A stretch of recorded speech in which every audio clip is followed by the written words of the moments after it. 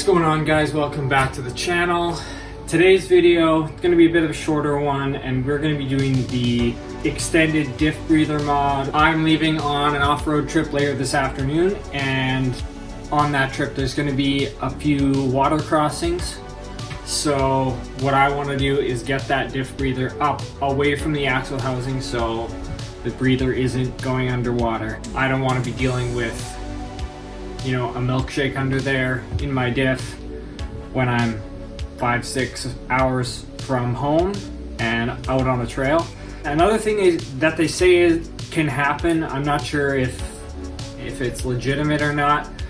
Your diff is hot, and when you travel through, you know, ice cold glacier water like I'm going to be doing, it causes the diff to cool down rapidly and not just like have water leak in, but actually have water sucked into your diff because of the change in pressure. So I want to make sure that doesn't happen. I'm not sure how legitimate that theory is, but I don't want to take any chances. Another thing that's beneficial with this mod is just getting it up and out of the areas of your vehicle that corrode fast. Especially, I live in Canada, lots of salt on the roads here. The diff breather can get clogged up pretty easily, and if that gets clogged up, then you're blowing axle seals, then you're having to do your wheel bearings and everything. That's not a fun job. So getting it up into a cleaner, more secure location, I think we're going to try and get it right up into where the gas cap is. That way it's totally away from any sort of road debris or salt. That should keep it from seizing up or getting clogged. So the parts we have to do this modification, this is 5/16 fuel line. This is the breather piece that's gonna go on the end of this hose here. And this here is what threads into your diff where the old breather was. There's a couple of different options you can get for this part. I got the one that was maybe a little too small. This is, I think it's a 1/4 inch. It would have been more suitable with 1/4 inch hose, but I have 5/16 hose. I'm just gonna have to enlarge this a little bit, maybe with some electrical tape or something, just to make sure that this thing fits snugly inside the 5/16 hose.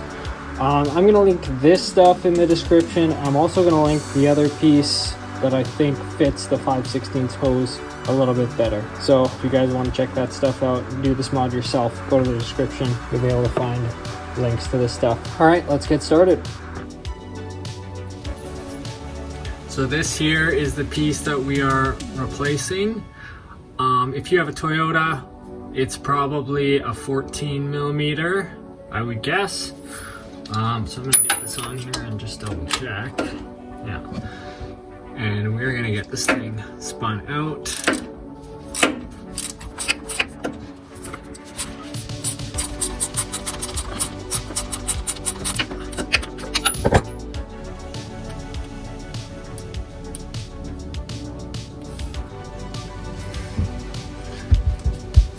And here's the piece we are replacing it with. I'm just gonna get this guy threaded in there nicely. And this one's a 10 mil.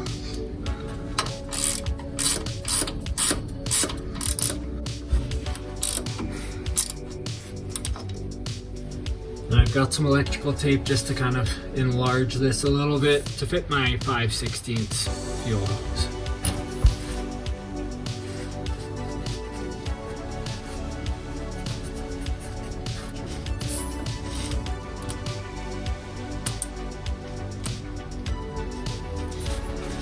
And these are the best pliers for hose clamps. I love the 90-degree needle nose. It is so handy. Next thing we're gonna do is I'm gonna pop this cover for the fuel neck, and then we'll have access to run our line up to inside the fuel door. Hopefully we can get this done without breaking any clips. However, if I do break any clips, I will probably just zip tie this back on.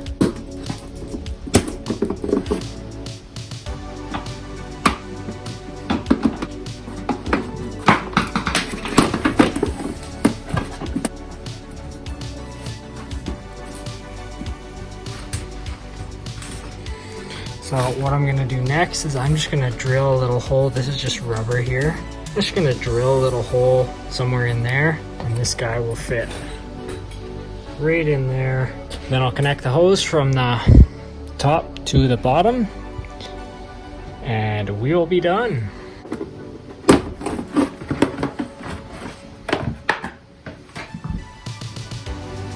These clips are not too bad to get out. You just kind of try and find a way to push them from the back side. I actually just ripped off the whole thing, popped it off over the clips, and then I was able to take the clips out afterwards.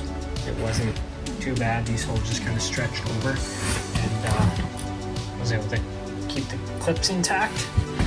Next, we are going to snake this hose up and through, connected to the breather up at the fuel door.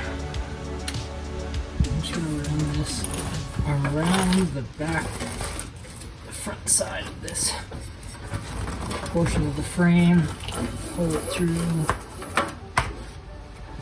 and I'm gonna give it some room to stretch as well. Kind of like this brake line, do something similar to that. Now get zip tying it in place.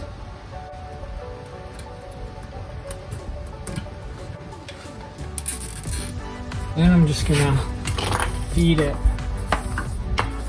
through here up towards the fender well.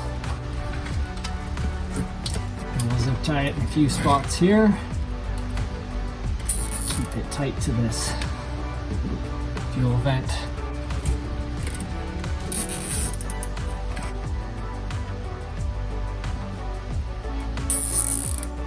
That's about how long I want it to be. Slip this off.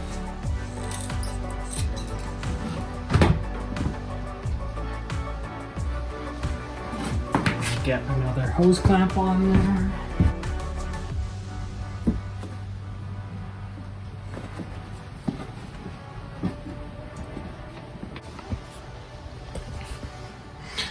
This might be one of the more slightly difficult parts of this job because it's a tight fit, but what I gotta do next is get that hose clamp up tight around where it connects to the breather. Might be a little bit hard to film, but let's see if I can get the camera into a decent spot to do that.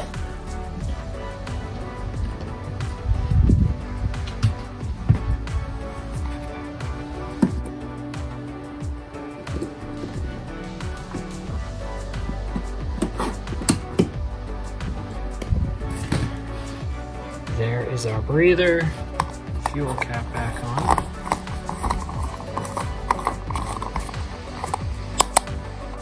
Doesn't interfere at all with the breather. Every time I fill up with my gas, I can double check that my breather is not clogged up. Get my protective cover back on here.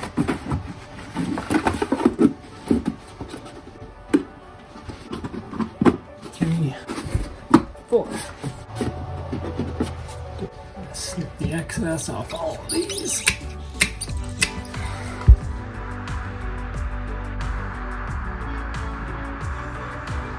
Alright guys, pretty simple job. About 10 feet of this fuel line. I would say I used about 5.5, 6 feet.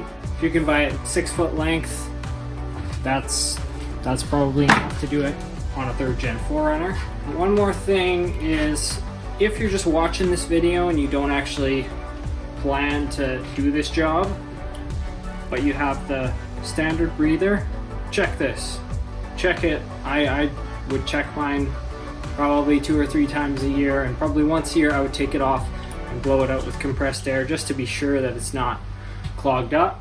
The last thing you want is Diff to pressurize and blow your axle seals out.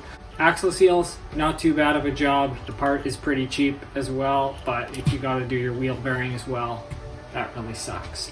I'll let you guys in on something.